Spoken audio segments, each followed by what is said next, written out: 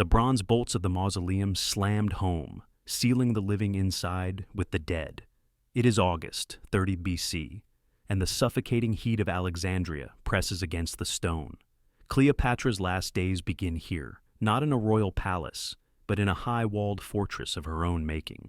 The air is stagnant, heavy with the scent of cedar dust and the metallic tang of panic. She grips a papyrus scroll, the wax seal broken. A final, futile offer sent to the approaching Octavian. Rome's machinery is already turning. They do not just want to surrender. They require a total dismantling of the Ptolemaic soul. The records suggest a queen choosing her own exit, but the silence of the monument hides a darker transaction. What irreversible cost was demanded to spare her children, only for the promise to be broken? The tomb was not built to keep death out, but to keep the truth from ever leaving.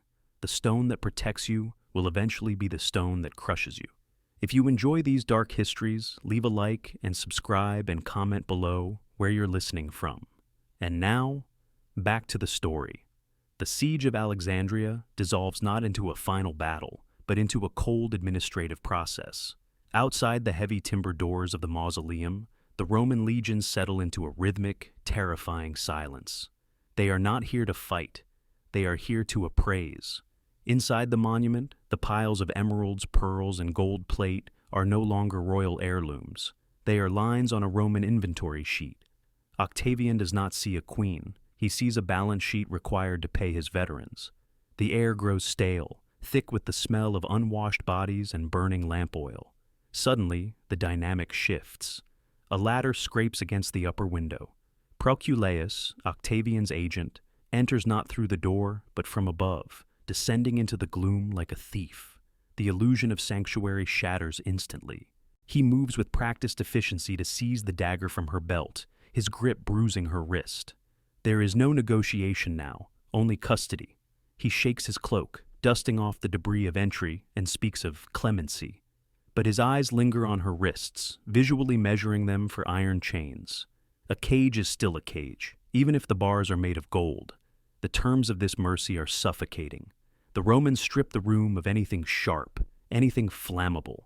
The firewood intended for the funeral pyre is hauled away, log by log, the wood groaning against the stone floor. Her servants, Iras and Charmian, are pushed into corners, watched by guards who do not speak the local tongue. Every movement is logged. When Cleopatra refuses food, they do not beg, they threaten her children. The threat is not shouted, it is whispered with terrifying bureaucratic calm. Caesarion is safe, the envoy lies, as long as you eat. She swallows the bread, dry as ash, buying time with obedience. The final humiliation arrives swiftly. A physician enters to check her health, not to cure, but to ensure the specimen remains pristine for the triumph in Rome. She is examined like livestock. The vast Ptolemaic Empire has shrunk to the span of these 4 stone walls, and her sovereignty is reduced to the single choice of when to sleep. Survival becomes the most cruel form of punishment. The final confrontation is not a battle of armies, but a conversation in a dusty room. Octavian arrives in person. He brings no guards into the chamber, a calculated display of dominance implying she is no longer dangerous enough to fear. The future emperor sits on a low stool, smoothing the folds of his toga, while Cleopatra, hair unkempt and eyes hollow, kneels amidst the wreckage of her belongings. The silence stretches, filled only by the scratching of a scribe's stylus in the corner, recording the surrender of the world. He speaks softly, offering the gentleness of Rome. It is a terrifying performance of benevolence. He lists the cities she will retain the nominal title of, the comforts she will be afforded in Italy. But the subtext is deafening. Every promise of safety is a bar in the cage. He needs her alive, breathing, and whole. The why that has haunted the siege is finally laid bare. She is not a prisoner of war. She is the centerpiece of his triumph. Without her shuffling in chains behind his chariot, his victory is merely a civil war. With her, it is the conquest of the exotic East. The price of her survival is to become a living monument to his glory, stripped of divinity, paraded until the mob grows bored. He thinks he is soothing a hysterical woman. He is actually sharpening a blade. Midway through the interview, her steward, Seleucus, betrays her, claiming she has hidden jewels from the inventory list. Octavian laughs, dismissing the deceit as a woman's vanity. In that laughter, the trap snaps shut. He sees her vanity, but he misses her resolve. He believes the lie that she wants to live. She offers a single cold refusal, voice barely rising above a whisper. "I will not be triumphed over." Octavian smiles, mistaking the statement for a plea rather than a vow. He stands to leave, confident that the acquisition is secured. At the threshold, he stops. His hand hovers over the iron latch, fingers twitching once. A momentary hesitation, perhaps sensing the shift in the air, the sudden heavy gravity of a decision made. But he pushes the door open and steps out into the sun. He believes he has stripped her of power by taking her crown. He is wrong. By refusing to kill her instantly, he has handed her the only weapon she has left, the timing of her own end. The silence she adopts is not submission. It is the discipline of a sovereign preparing for a state function. She orders a bath and a meal. The chaos of the siege recedes. What was meant to break her, the solitude, the stripped room, the waiting, becomes her armor. She is no longer a captive waiting for a verdict. She is a queen composing her final decree. To win the game, you must flip the board. The sun sets over the Mediterranean, casting long, bruised shadows across the floor of the mausoleum. The guards outside are relaxed, confident that the broken woman inside is merely preparing for sleep. But inside, a quiet, sacred rite begins. There are no priests, no chanting crowds, only 3 women moving in perfect synchronization. Iris and Charmian comb Cleopatra's hair, the tangles of the siege smoothed away with fragrant oils.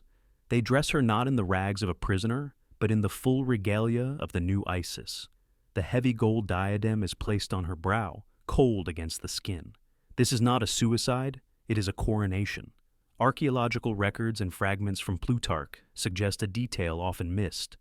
The basket of figs. It passes the checkpoint easily. A peasant brings it, joking with the guards about the size of the fruit. They laugh, checking the top layer, seeing only sweet, harmless figs. They do not dig deeper. The danger is not in a sword or a dagger, but hidden beneath the lush purple skin of the fruit.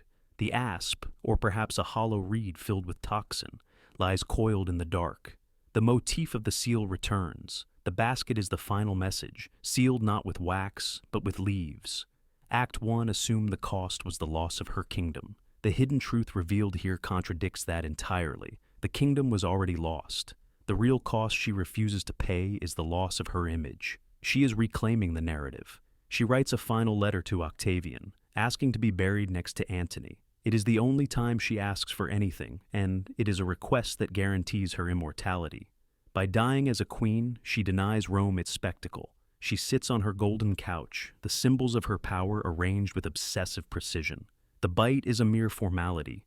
The real death happened when she realized Rome would never let her be. The venom in the veins is freedom. The air in the lungs was the poison. The letter arrives in Octavian's hands while the wax of the seal is still warm. He reads the request to be buried with Antony and understands instantly that he has been outmaneuvered. He sends men running, their sandals slapping frantically against the hot pavement of Alexandria. But speed is irrelevant against the chemistry of venom. They batter down the heavy timber doors, the same doors that were bolted in Act 1 to keep the world out. Now, they are broken open to find that the world has already been left behind. Inside, the silence is absolute.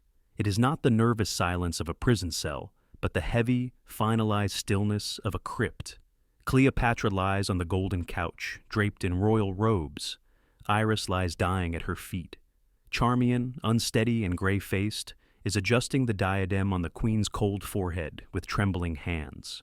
When the Roman guards shout in anger, demanding to know if this was well done, Charmian offers the final defiance of the dynasty. Extremely well, and fitting for a descendant of so many kings. Then she falls. Octavian arrives too late. He summons the Scilli, snake charmers meant to suck the poison from the wound, but the blood has already settled. There is no pulse to restore. The triumph in Rome will proceed, but it will be a hollow spectacle. The float reserved for the Queen of Kings will carry only a wax effigy, a painted doll that cannot bleed or weep. The real prize remains here, untouchable. The machinery of erasure begins before the bodies are cold. The statues are marked for removal. The records are seized.